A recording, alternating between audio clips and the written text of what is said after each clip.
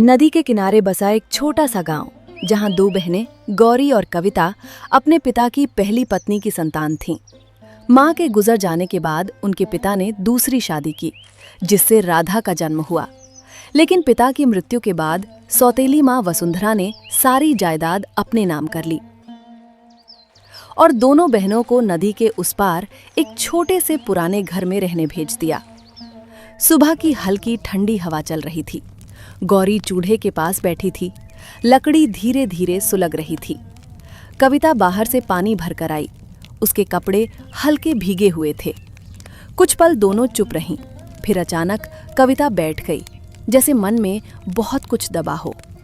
दीदी, कभी कभी मैं सोचती हूँ, क्या सच में हमारा भी कभी कोई घर था? मतलब वो बड़ा सा आंगन, वो पेड़ जहाँ हम झूला झूलते थे, या वो सब बस एक सपना था जो हमने मिलकर देखा था? गौरी ने काम रोक दिया। उसने धीरे से कविता की तरफ देखा।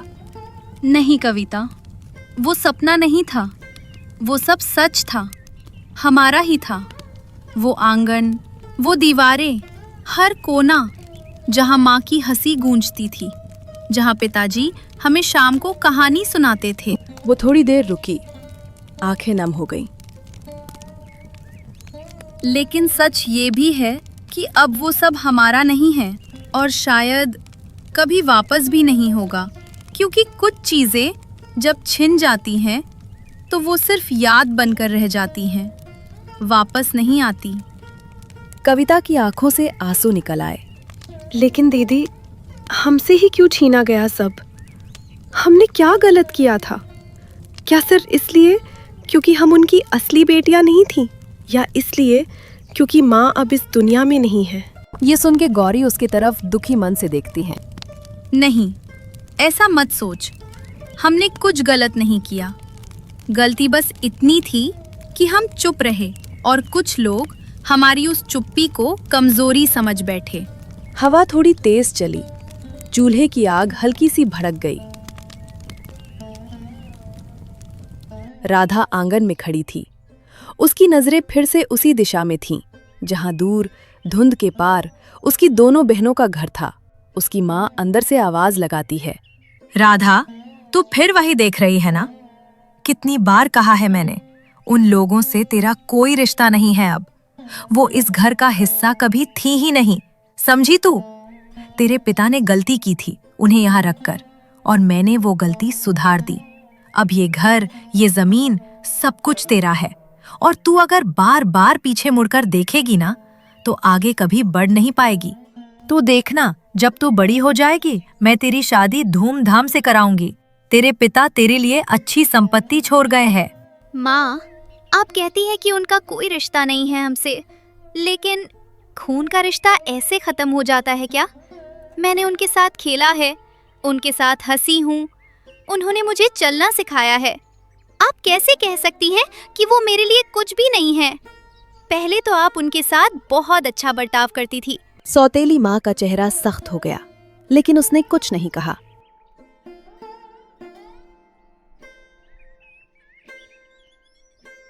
यहाँ कविता चुपचाप बाहर बैठी थी, नदी को देख रही थी। गौरी उसके पास आकर बैठ गई।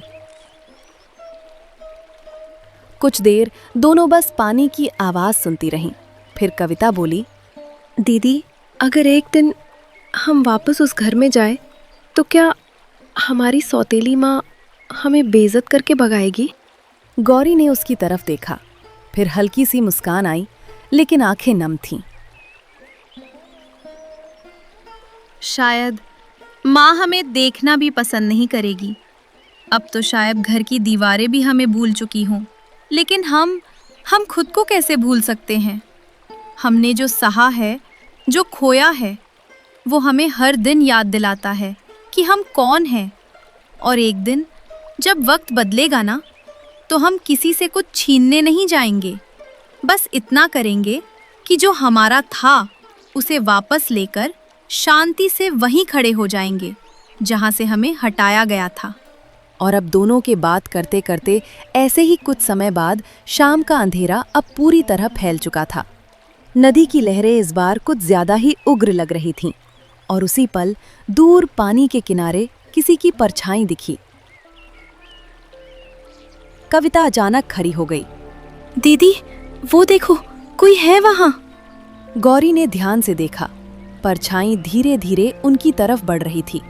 शाम का अंधेरा गहराने लगा और वो परछाई अब साफ नजर आने लगी। नदी का पानी काला सा दिखने लगा था और हवा में एक अजीब सी ठंडक घुल गई थी। गौरी और कविता दोनों उसी परछाई को घूर रही थीं। वो धीरे धीरे आगे बढ़ रही थी, जैसे हर कदम के साथ उसका बोझ बढ़ रहा हो। कविता उसे ध्यान से देख रही थी। दीदी, मुझे लग रहा है ये कोई अजनबी नहीं है। इसकी चाल, इसकी परछाई, ये जानी पहचानी सी लग रही है।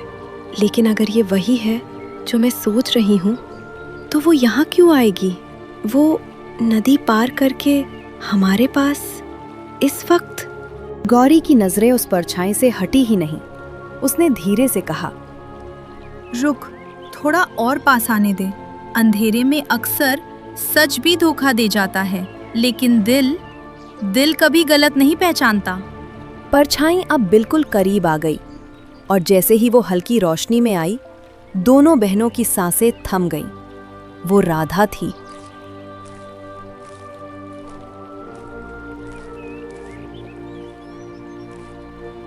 राधा, तू सच में तू है या मैं फिर से कोई सपना देख रही हूँ?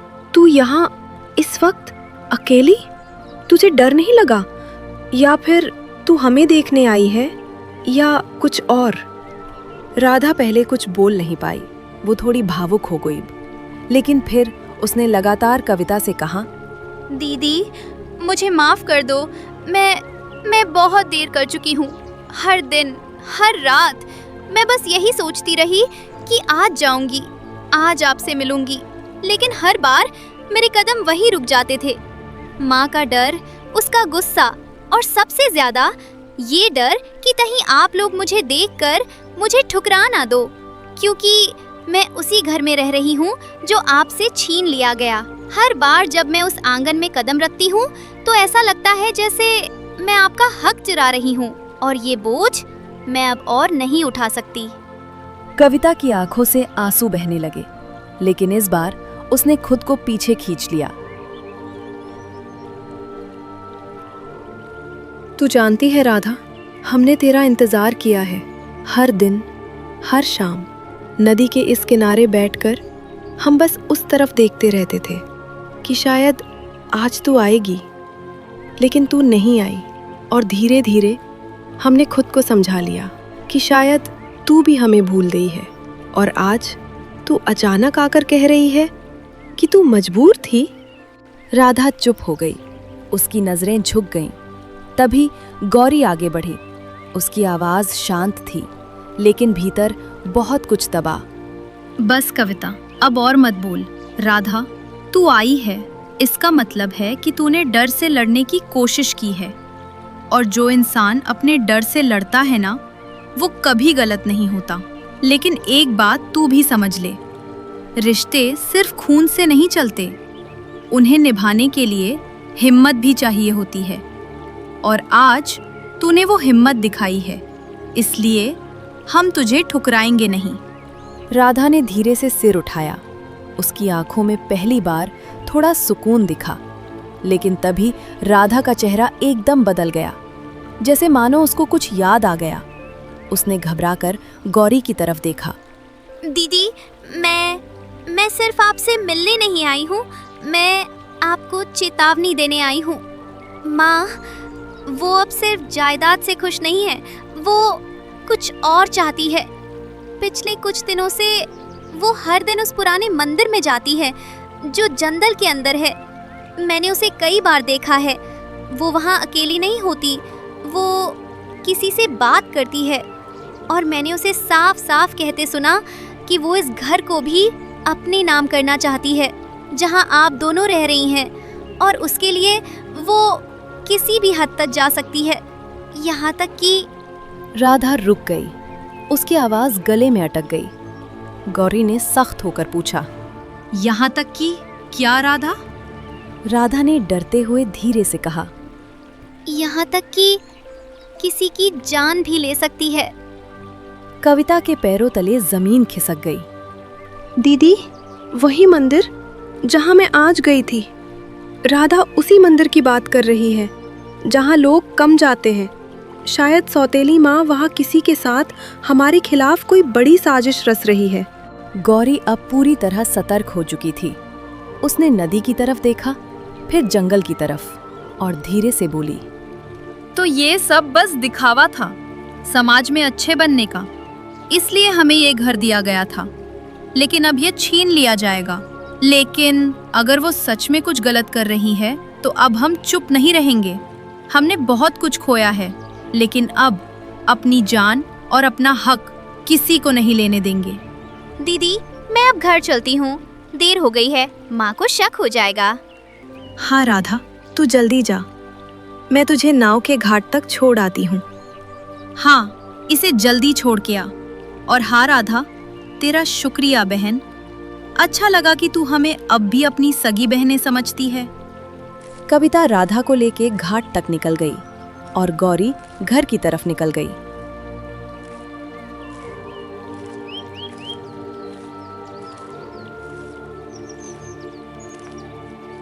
देख बहन, तू अपना ध्यान रखा कर। तू अभी छोटी है, तू ऐसे नदी पार करके हमारे पास मत आया करना, नहीं तो तेरी माँ तुझे दांत लगाएगी और तुझे ऐसे नदी के पास आते हुए कुछ हो भी सकता है। दीदी, आप चिंता मत करो, मैं अपना ख्याल रखूंगी। आप अभी जाओ, मैं चली जाऊंगी। राधा नाव में बैठ के नदी के पार चली जाती है और कविता जल्दी जल्दी अपने घर की ओर निकल जाती है। कविता तेज कदमों से घर की ओर लौट रही थी।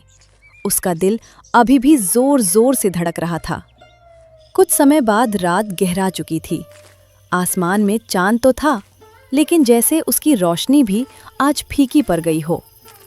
गौरी पहले से ही घर पहुंच चुकी थी। वो चारपाई पर बैठी थी, आंखें दरवाजे पर टिकी हुई। जैसे ही कविता अंदर आई, गौरी तुरंत खड़ी हो गई। कविता, सब ठीक है ना? राधा सही सलामत पहुंच गई? कविता ने हल्के से सिर हिलाया, फिर धीरे से पास आकर बैठ गई। कुछ पल दोनों चुप रहीं। फिर कविता ने गहरी सांस ली। दीदी, बात सिर्फ मिलने की नहीं थी। जो राधा ने कहा वो बहुत बड़ा है। अगर सच में सौतेली माँ कुछ ऐसा सोच रही है तो हम खतरे में हैं। गौरी की आंखें सख्त हो गईं। मैंने पहले ही महसूस किया था कि ये घर हमें यूं ही नहीं दिया गया। इसके पीछे कुछ ना कुछ जरूर था और अब सब साफ हो रहा है। कविता ने डरते हुए पूछा, तो अब हम क्या करेंगे दीदी? हमारे पास ना पैसे हैं ना सहारा। अगर वो सच में कुछ कर बैठी तो? गौरी कुछ पल चुप रही, फिर उसने कविता का हाथ थाम लिया। डरना नहीं है, डर गए तो वो जीत जाएगी। हमें समझदारी से काम लेना होगा और सबसे पहले हमें मजबूत बनना होगा।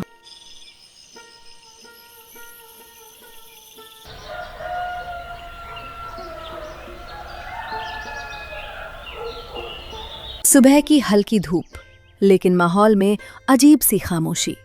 जंगल के अंदर, पुराने मंदिर के पास। सुबह सुबह वसुंधरा खड़ी थी। उसके सामने एक आदमी था। वो कोई और नहीं था, बल्कि इस गांव का भ्रष्ट मुखिया था। मुझे वो घर भी चाहिए और वो दोनों लड़कियां अब मेरे रास्ते में नहीं आनी चाहिए। आदमी से हल्की सी हंसी की आवाज आई। काम आसान नहीं है, लेकिन अगर कीमत सही हो तो रास्ता खुद बन जाता है। और जिस जमीन की बात कर रहे हो ना, वहां की जमीन महंगी बन रही है। अब उस जमीन को निकलवाने की कीमत तो लगेगा। वसुंधरा ने बिना हिचकिचाए कहा। कीमत की चिंता मत करो, बस काम हो जाना चाहिए। उस आदमी से ये सब बात करके वसुंधरा के चेहरे पे एक हंसी आ जाती है। इधर गौरी और कविता सुबह सुबह उठ चुकी थीं। घर में अनाज बहुत कम बचा था। चूल्हा भी जैसे बुझने की कगार पर था। कविता ने खाली बर्तन देखते हुए कहा,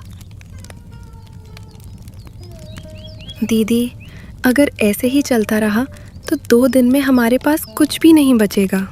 गौरी ने आसपास नजर दौड़ाई। हमें काम ढूंढना होगा, चाहे छोटा हो, लेकिन कुछ तो करना पड़ेगा। हम ऐसे ही आसपास के घरों में काम करते हुए अपना जीवन नहीं चला सकते। कविता ने तुरंत सिर हिलाया। हाँ दीदी, चलो आज ही गांव चलते हैं। शायद किसी के घर में हमेशा के लिए काम मिल जाए। लेकिन उसके चेहरे पर चिंता साफ थी। लेकिन अगर हम घर से बाहर रहे तो सौतेली माँ, वो तो पहले से ही इस घर को और घर की जमीन लेने की फिराक में है। गौरी ने गहरी सांस ली। हम सावधान रहेंगे, जल्दी लौट आएंगे, लेकिन खाली बैठकर डरने से कुछ नहीं होगा।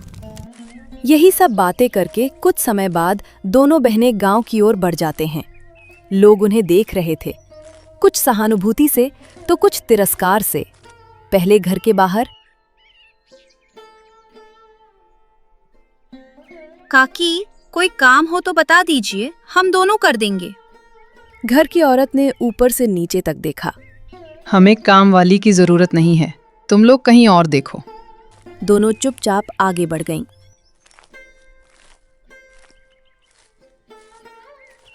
दूसरे घर पर, चाची, बर्तन, सफाई, कुछ भी काम हो बताओ, हम सब कर देंगे। इस बार जवाब और भी कड़ा था। पहले अपने घर संभालो, फिर दूसरों के घर काम मांगने आना। तुम जैसे लड़कियों को हम काम नहीं देते। कविता की आंखें भर आईं, लेकिन उसने कुछ नहीं कहा। सूरज अब ऊपर चढ़ चुका था। दोनों बहनें थकी हुई वापस लौट रही थीं, खाली हाथ, लेकिन मन में बहुत कुछ। दीदी, क्या हम सच में इतने बेबस हैं? ना काम, ना सहारा, और ऊपर से ये घर छिन जाने का डर। नहीं, हम बेबस नहीं हैं, बस वक्त हमारा साथ नहीं दे रहा। लेकिन ये वक्त हमेशा ऐसा नहीं रहेगा। उसने आसमान की तरफ देखा। आज हमें लोगों ने ठुकराया है, कल हम खुद अपने पैरों पर खड़े होंगे और तब कोई हमें नजरअंदाज नहीं कर पाएगा। कविता ने धीरे से सिर हिलाया, लेकिन उसके मन में एक डर अभी भी था। दोनों को अपने गांव में कोई काम नहीं मिला, लेकिन दोनों ने हार नहीं मानी। गौरी और कविता ने एक दूसरे की तरफ देखा और बिना कुछ कहे जैसे एक फैसला हो गया, अब हार नहीं माननी है। दोनों चलते गए। काफी दूर चलने के बाद दोनों एक दूसरे गांव पहुंच गए। गांव थोड़ा बड़ा था, चारों तरफ हरियाली, बीच में एक पुराना बरगद का पेड़। दोनों बहनें थककर उसी पेड़ के पास ठहर गए। सांसें अभी संभली भी नहीं थीं कि तभी पास ही दो आदमी बातें कर रहे थे। दोनों बहनों ने अनजाने में उनकी बात सुन ली। घर का हाल बहुत खराब हो गया है। मेरी पत्नी कई दिनों से बीमार पड़ी है, न उठ पाती है, न घर संभाल पाती है। तो फिर किसी को काम पर रख लीजिए मालिक। रखना तो चाहता हूं, लेकिन जो पहले काम करती थी उसकी शादी हो गई। बेटा और बहू दोनों शहर में रहते हैं। अब इस बड़े घर में कोई देखने वाला नहीं है। गौरी और कविता ने एक दूसरे की तरफ देखा। उनकी आंखों में पहली बार उम्मीद की हल्की चमक आई। कविता ने धीरे से कहा, दीदी, शायद यही मौका है। गौरी ने गहरी सांस ली और फिर हिम्मत जुटाकर दोनों उनके पास चली गईं।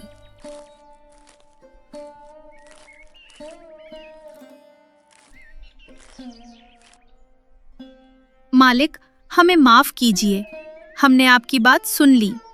अगर आपको काम के लिए किसी की जरूरत है तो हम दोनों काम कर सकते हैं। दोनों आदमी एकदम चुप हो गए। उन्होंने ऊपर से नीचे तक दोनों बहनों को देखा। तुम लोग कौन हो? पहले कभी यहां नहीं देखा। हम पास के गांव से हैं, काम की तलाश में आए हैं। जो भी काम मिलेगा हम पूरी ईमानदारी से करेंगे। कुछ पल के लिए खामोशी छा गई, जैसे जमींदार सोच रहा हो। फिर उसने धीरे से कहा, काम तो है, लेकिन मुझे सिर्फ एक ही लड़की चाहिए जो घर संभाल सके और मेरी पत्नी की देखभाल कर सके।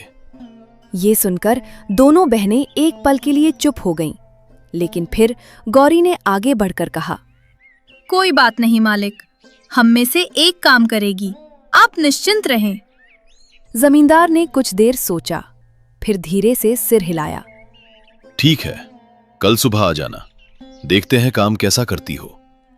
दोनों बहनों के चेहरे पर हल्की सी मुस्कान आ गई, जैसे अंधेरे में किसी ने छोटा सा दिया जला दिया हो।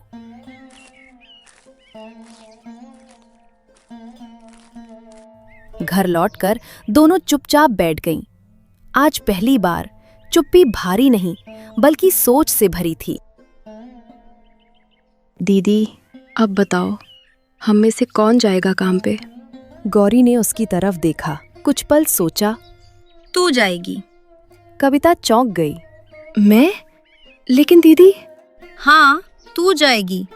तू लोगों से जल्दी घुल मिल जाती है और तेरे अंदर वो नरमी है जो बीमार इंसान को चाहिए होती है। वो थोड़ा रुकी, फिर बोली, और मैं यहाँ रहकर घर संभालूंगी और जो भी खतरा आएगा उसका सामना भी करूंगी। कविता की आंखें भर आईं। दीदी, मैं आपको अकेला छोड़कर। अकेली नहीं हूं मैं, तेरी हिम्मत मेरे साथ है।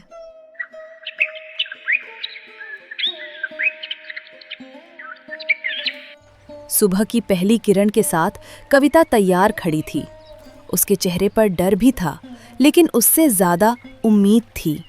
डरना मत, ये सिर्फ काम नहीं है, ये हमारी नई शुरुआत है। कविता ने सिर हिलाया और धीरे धीरे उस नए रास्ते की ओर बढ़ गई।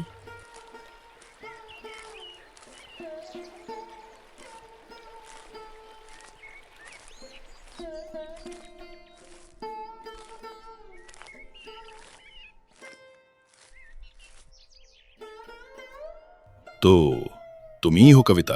सुबह से इंतजार कर रहा था। सच बताओ, पहले कभी ऐसा काम किया है या बस मजबूरी में आई हो? मालिक, सच कहूँ तो इतना बड़ा घर कभी नहीं संभाला, लेकिन घर का काम बचपन से करती आई हूँ। और अगर किसी की सेवा करने की बात हो तो मैं दिल से करती हूँ। सीख जाऊंगी, बस एक मौका दीजिए। लोग कहते हैं सीख जाऊंगी, लेकिन 2 दिन में भाग जाते हैं। तुम भागोगी तो नहीं?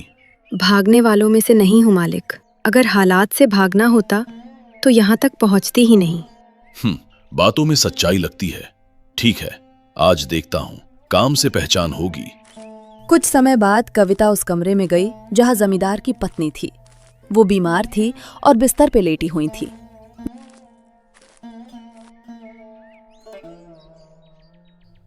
मालकिन, मैं आपकी मदद के लिए आई हूँ। अगर कुछ चाहिए हो तो बताइए। तुम भी बाकी लोगों जैसी तो नहीं हो ना? 2 दिन सेवा, फिर गायब। अगर मैं भी चली गई तो आपको कैसा लगेगा? खालीपन, आदत पड़ गई है अब। लोग आते हैं, उम्मीद देते हैं और फिर छोड़ जाते हैं। तो इस बार आदत बदल देते हैं। मैं रहूंगी जब तक आप ठीक नहीं हो जाती। इतना भरोसा है खुद पर? खुद पर नहीं, सेवा पर है। जो दिल से की जाए वो असर जरूर करती है। ये बोल के कविता अपने काम में लग जाती है और पूरा दिन मन लगाकर काम करती है। शाम को काम के बाद। कविता, इधर आओ, बैठो। डरने की जरूरत नहीं है। जी मालिक। आज कई दिनों बाद मेरी पत्नी ने शिकायत नहीं की, ना दर्द की, ना अकेलेपन की। तुमने क्या किया ऐसा? कुछ खास नहीं मालिक, बस उन्हें अकेला महसूस नहीं होने दिया। जानती हो, बीमारी से ज्यादा अकेलापन इंसान को तोड़ता है। जी, इसलिए मैंने सोचा दवा से पहले साथ देना जरूरी है। ये लो कुछ पैसे। मालिक, ये? आज का मेहनताना। लेकिन मैंने तो बस अपना फर्ज निभाया, और वैसे भी पैसे तो महीने के आखिर में देंगे ना आप, तो ये क्यों? रख लो, काम आएंगे। वैसे भी फर्ज निभाने वाले आजकल मिलते ही कहाँ हैं, इसलिए ये तुम्हारा हक है। अगर मैं रोज ऐसा ही काम करूं तो क्या मुझे यहाँ काम मिलता रहेगा? जब तक तुम्हारी नीयत और मेहनत ऐसी ही रही, तुम्हें कोई नहीं हटा सकता। जमींदार के मुंह से तारीफ सुन के और पैसे मिलने के बाद कविता खुशी खुशी घर आती है।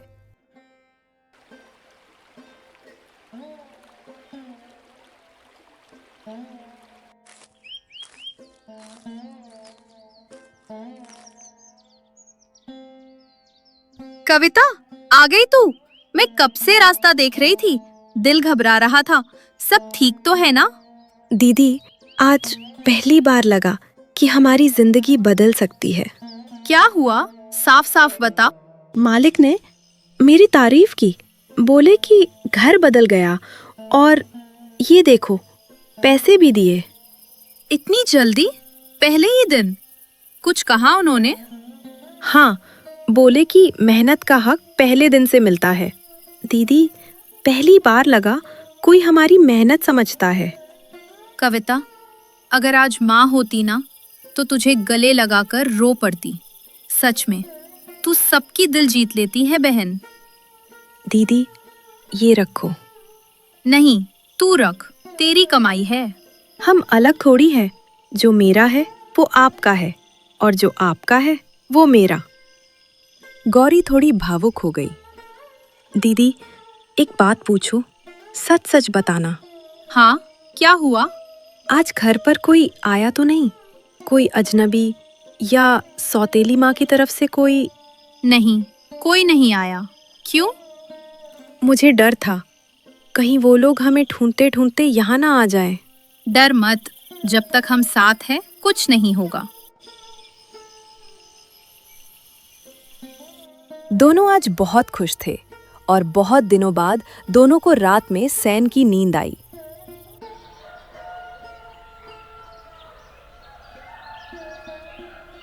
ऐसे ही कुछ कुछ दिन बीते। कविता अब जमींदार के घर जाकर काम करने वाली से घर की सदस्य जैसी बन गई थी। और एक दिन ऐसे ही कविता काम के लिए गई थी और गोरी घर के आंगन में झाड़ू लगा रही थी कि तभी गांव का मुखिया कुछ लोगों के साथ आया। अरे ओ गौरी, ध्यान से सुनो। जो मैं कहने आया हूं वो मजाक नहीं है। जी, बोलिए। ये घर, ये जमीन अब तुम्हारी नहीं रही, समझी? लेकिन ये हमारा घर है, ये हमें मिला है। कागज देखे हैं कभी?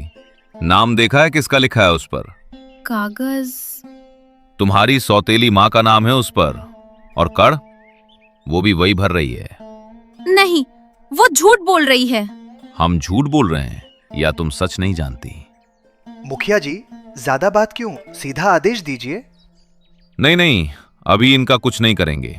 ठीक है, सुन ले, 1 हफ्ता, सिर्फ 1 हफ्ता। और अगर नहीं गई तो हम खुद निकालेंगे और तब रोने का भी मौका नहीं मिलेगा। मुखिया गौरी को धमकी देकर अपने आदमियों के साथ वहां से चला गया।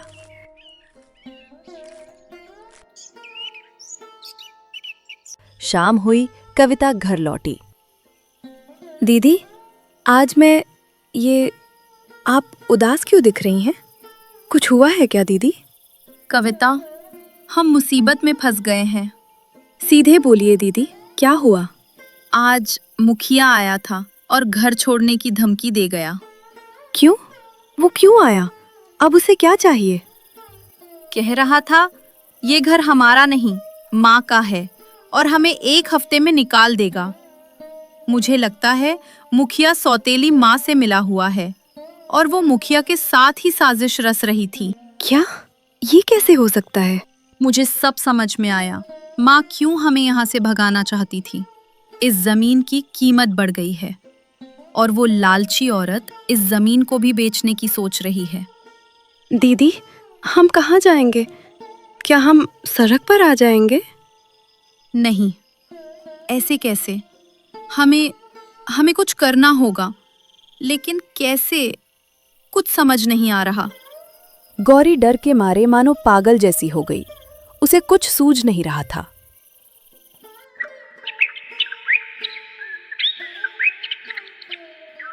मैं आज नहीं जाऊंगी, आपको अकेला नहीं छोड़ सकती। नहीं बहन, मैंने रात भर बहुत सोचा इस बारे में। अगर तू रुक गई तो हमारी उम्मीद भी रुक जाएगी। घर का क्या होगा पता नहीं। अब सब भगवान के भरोसे है, लेकिन अगर तू काम पे नहीं जाएगी तो हमारी आखिरी सहारा भी छीन जाएगा। मुझे डर लग रहा है दीदी, सच में। आप ऐसे अकेले कैसे रहेंगी? मुझे भी, लेकिन डर के आगे ही रास्ता है। मुझे यहाँ रहना पड़ेगा। अगर घर में कोई नहीं रुका तो क्या पता वो लोग फायदा उठाए। ठीक है दीदी, आप वादा करो, कुछ होगा तो मुझे बताओगी और मेरे पास चली जाना। कोई झगड़ा नहीं मोड़ लेना। ठीक है, वादा। तू जा और अपना ख्याल रखना। ठीक है, मैं जल्दी लौटूंगी और हो सके तो मालिक से कुछ दिनों की छुट्टी भी मांगूंगी। ये बोल के कविता सुबह सुबह ही काम के लिए निकल गई। पूरा दिन काम करने के बाद आज कविता के चेहरे पर वो चमक नहीं थी जो हर दिन होती थी। वो चुप थी, आंखों में डर साफ दिख रहा था। कविता बेटी, आज तुम पहले जैसी नहीं लग रही। क्या बात है, इतनी परेशान क्यों हो? कुछ नहीं मालिक, बस थोड़ा थक गई हूँ। मुझसे झूठ मत बोलो। तुम दिल से काम करती हो, इसलिए तुम्हारा दर्द भी छुप नहीं सकता। सच बताओ। कविता की आंखें भर आईं। वो खुद को रोक नहीं पाई।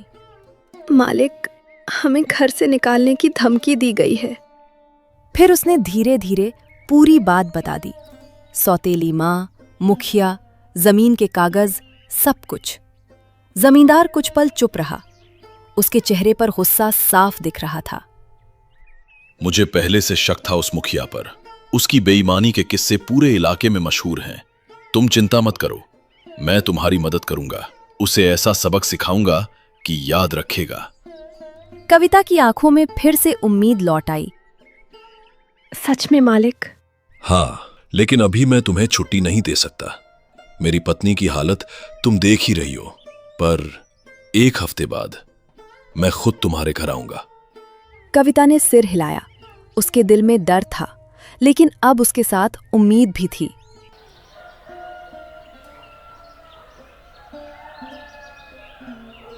एक हफ्ते बाद फैसला वो दिन आ ही गया। मुखिया अपने आदमियों के साथ फिर से घर पहुंचा। समय खत्म, अब घर खाली करो। गौरी और कविता चुप खड़ी थीं। तभी पीछे से एक आवाज आई, रुको। सबने मुड़कर देखा। जमींदार खड़ा था।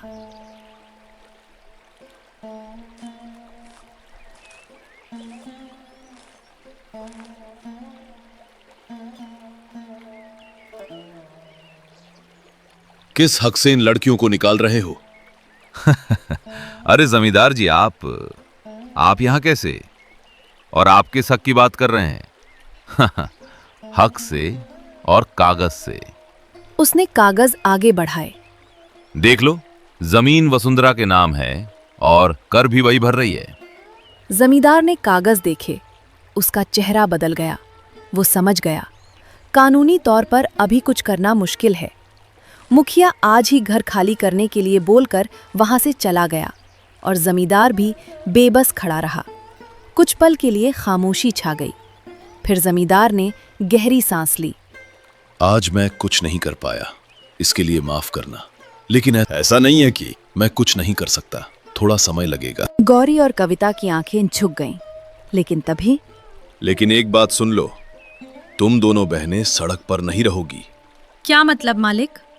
अब से तुम दोनों मेरे घर में रहोगी, मेरी अपनी बेटियों की तरह। गौरी और कविता दोनों चौंक गईं। उन्हें यकीन ही नहीं हुआ। मालिक, हम? हाँ, जब तक तुम्हें तुम्हारा हक नहीं मिल जाता, और अगर चाहो तो जिंदगी भर रह सकती हो। दोनों बहनों की आंखों से आंसू बहने लगे। कुछ देर बाद गौरी ने खुद को संभाला। मालिक, अब इस जमीन के लिए लड़ने की जरूरत नहीं है। क्या मतलब? हम चाहते हैं ये घर और जमीन हमारी छोटी बहन को मिल जाए। कम से कम वो खुश रहेगी। हमने जो सहा वो उसे ना सहना पड़े। हम मेहनत करेंगे, आपके घर में रहेंगे, और जब अपने पैरों पर खड़े हो जाएंगे तो अपना छोटा सा घर बना लेंगे। जमींदार की आंखें भी भर आईं। तुम दोनों सच में मेरी बेटियों जैसी हो। अब से तुम दोनों हमारे साथ रहोगे और कुछ कामयाबी हासिल करके ही निकलोगे। उस दिन उन्होंने अपना घर खो दिया, लेकिन एक नया घर एक नया परिवार और एक नई शुरुआत पाली। घर खोने का दुख था, लेकिन साथ ही अपने छोटी बहन के भविष्य के लिए ये घर और जमीन एक छोटी सी कीमत थी। दोनों की अब नई जगह, नई कहानी शुरू होने वाली थी। नदी किनारे में इनका सफर यही तक था।